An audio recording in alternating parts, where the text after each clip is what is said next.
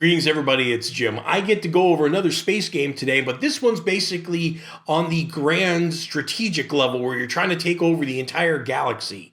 So basically, you're just building forces and going out. And it is a micro game from Mayfair Games that was made in 1981, so you know the rules are going to be simplistic. And I can honestly tell you, this is a contender for a lot of the bigger games that are out there. It really just comes down to how much you play. Let's get into that in a little bit. But today I'm going to be going over with you Space Empires from Mayfair Games.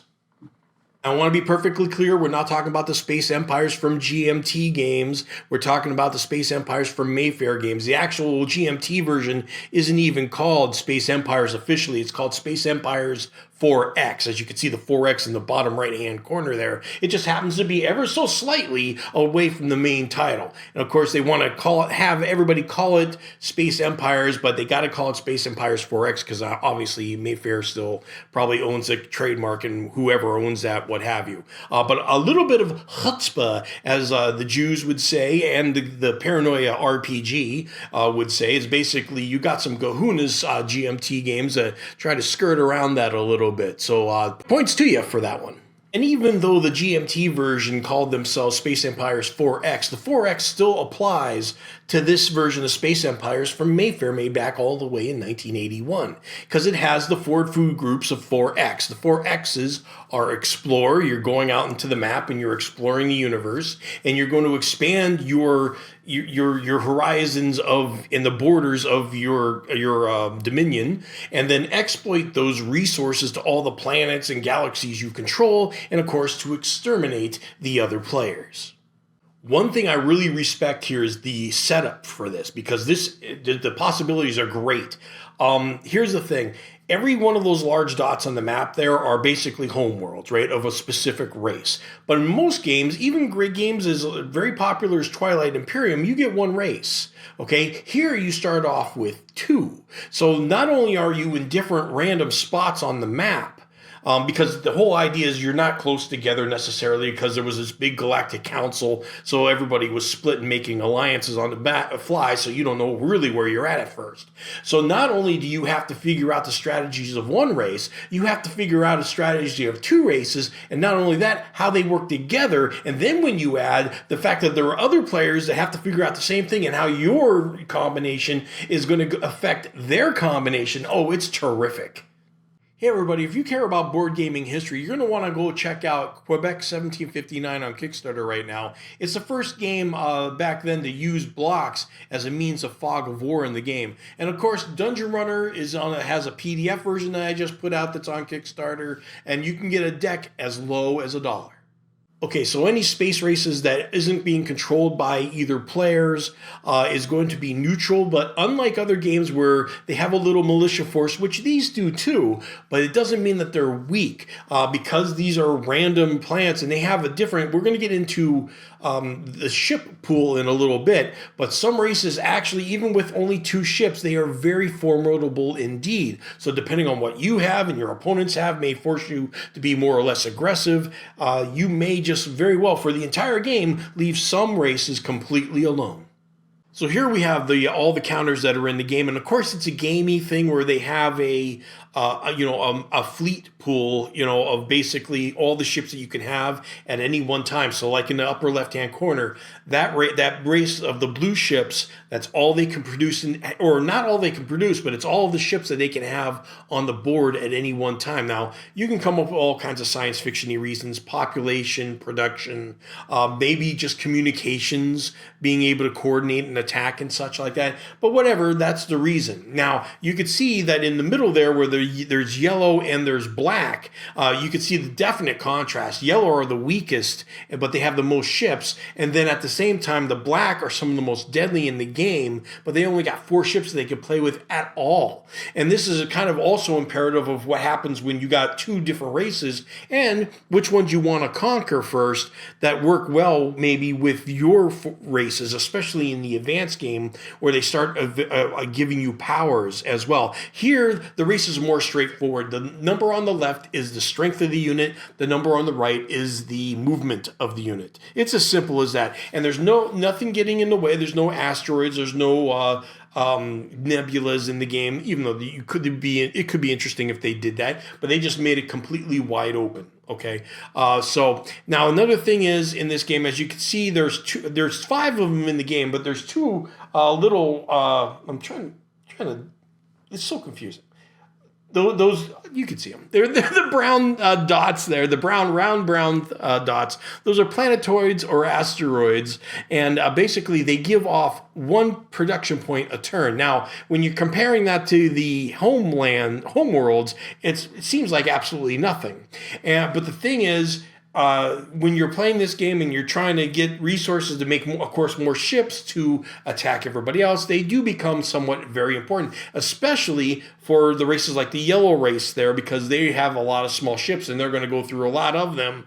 And with especially the rule that to exploit those planetoids, you do have to babysit it with one of your counters on it at all times. Now, funny enough, they're not worth that much, but yet you got to babysit it with the homeworlds. If you conquer a homeworld, which is designated by who owns it by the last person that was there, you can leave a homeworld completely empty and they will still be loyal to you and do production for you. I guess it's, again, I think this is part of the storyline, that it's like a little bit political, and they say, okay, we're not going to, you conquered us, we're just going to follow suit and we'll produce for you. Now, mind you, if anybody else takes their ships and runs right through it and stuff, it's theirs now. So you still probably want to leave a force there. I'm just saying you don't have to. And it's kind of interesting for the planetoids, they only give you 1, that you are absolutely forced to put something there to get anything at all.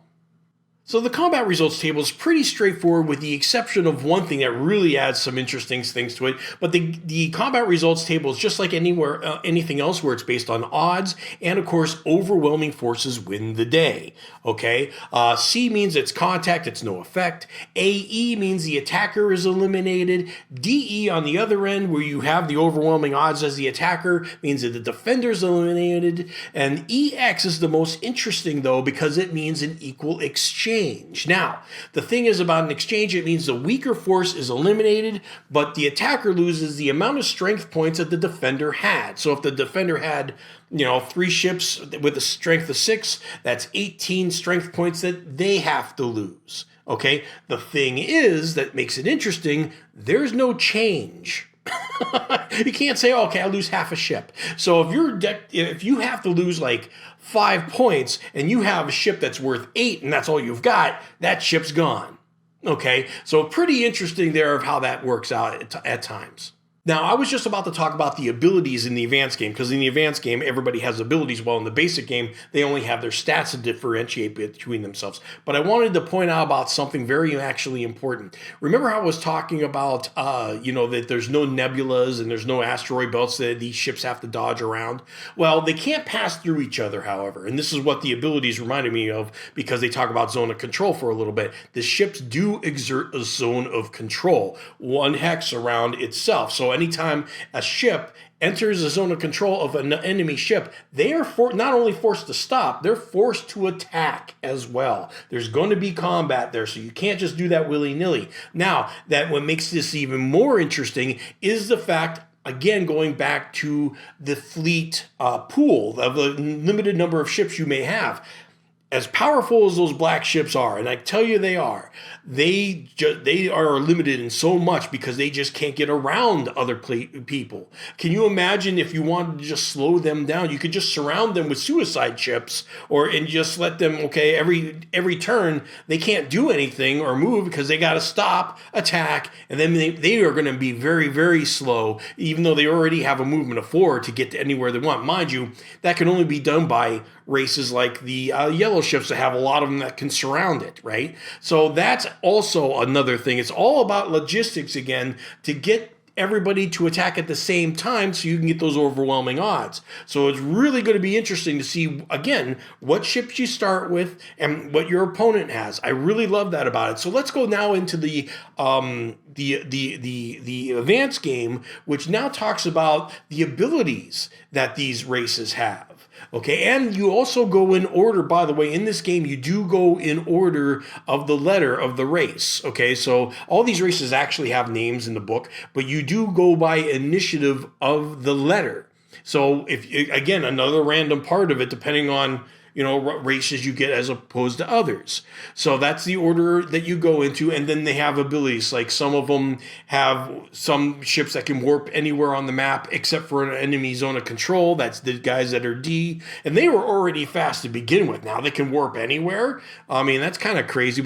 And then J's can re-roll an attack, but you can get the idea. It does add a little bit of gameplay, and then we get another part of the game that they really don't talk about, but is there. And one thing that gets my hands ringing in anticipation is the idea of 6 players playing this game. Just not because of just having a lot of people around, but just because of the diplomacy. And because Space Empires is so simple, I'm really getting to the point where I really believe that simpler is better. Because if I want a real diplomatic game and stuff, and where deals would be made and such, Space Empires, I believe, would do the job absolutely as much as any other game, whether it be diplomacy, definitely Twilight Imperium, maybe Space Empires 4X from Jim Cron from GMT. I mean, why not? It just seems like it's so simple. I could see it be expanding even into deeper territory, not necessarily complicated, but deeper territory like, okay, we're going to play and we're going to do one turn a week and we're going to write down what we do and we're going to diplomatize with ourselves all week and we're going to make deals and then we're going to submit our turns because you can do that because the map has the nomenclature for the hexes. So you can do all that stuff and you have a game master that puts it all together. Oh, that might be a blast. And because it's so simple, it would work better than a lot of other games that may try to do the same thing, but can't because there is a lot of more working parts. Space Empires doesn't have that problem. I really think simpler is better for diplomatic games with a lot more people. That's why I really think this game is top notch. And speaking of games which encourage diplomacy amongst players around the table, talk about Alliance, aptly named. Alliance from Columbia Games has been highly anticipated by all the backers on Kickstarter, and man, they've been patient because we've had things about making sure the map was correct, to making sure the rules were correct, but the perfect storm came together and we got it done, and people are happy, both for the look and the rules. You can see the results coming in from Board Game Geek because people have finally got this game in their hands, and they said, I'm getting this to the table. And they do, and they went on Board Game Geek right after to show their support for the game. Check out Alliance on Board Game Geek, and then go right on over to Columbia Games and pick yourself up a copy. It's available right now.